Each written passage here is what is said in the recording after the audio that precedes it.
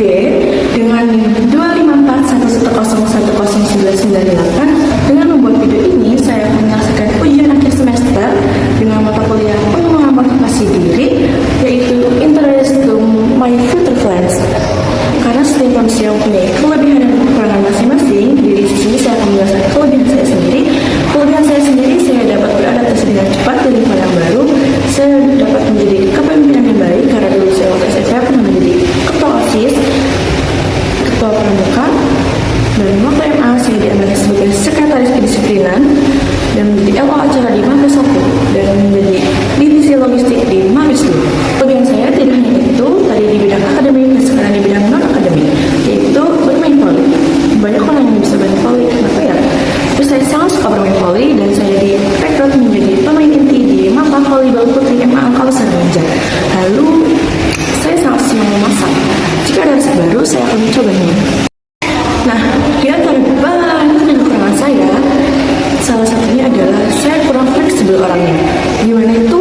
Saya kurang menyesuaikan dengan pendapat orang yang berbeda dengan saya. Selain itu, saya juga orangnya tidak sabaran.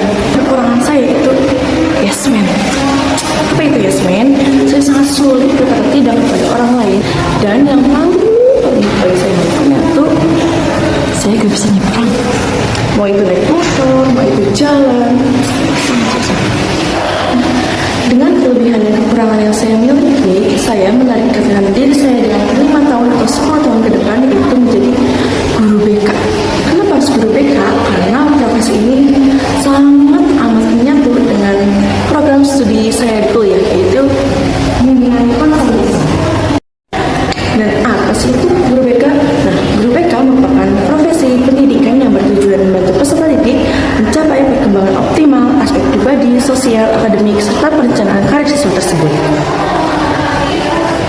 Tugas guru BK adalah merancang dan melaksanakan berbagai program bimbingan konseling seperti orientasi, informasi, penempatan, bimbingan kelompok, serta konseling individu dan kelompok.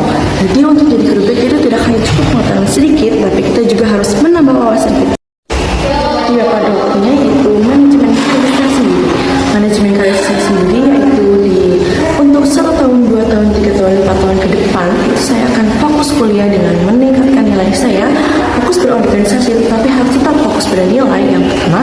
Dan yang ketiga, saya akan lulus tepat waktu paling lambat itu 4 tahun. Untuk manajemen karir setelah saya lulus, itu setelah lulus saya berarti 5 tahun ke depan saya akan menjadi guru BK di Pondok Pesantren Al-Kausar Banjar, yaitu tempat saya dulu menurut ilmu.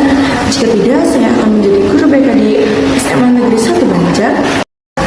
Dan setelah saya menjadi guru BK di Pondok Pesantren Al-Kausar Banjar atau di SMA Negeri 1 Banjar, saya menargetkan diri saya untuk menikah di umur 23 tahun. Dan setelah saya menikah di umur 23 tahun, saya akan melanjutkan pendidikan S2 saya dengan dibiayai oleh sponsor. Dengan plan yang sudah terencana, yaitu dengan plan pertama saya akan lulus tepat waktu minimal 3,5 tahun dan saya akan menjadi guru BK dan saya akan menikah di umur 23 tahun serta saya akan melanjutkan pendidikan saya S2. Lalu jika saya gagal, saya akan mengambil SKS lebih tinggi agar mencapai target yang saya tentukan. Dan kedua, saya akan menikah paling lambat umur 25 tahun dan saya akan menjadi apoteker di RSUD Rafa Magelang.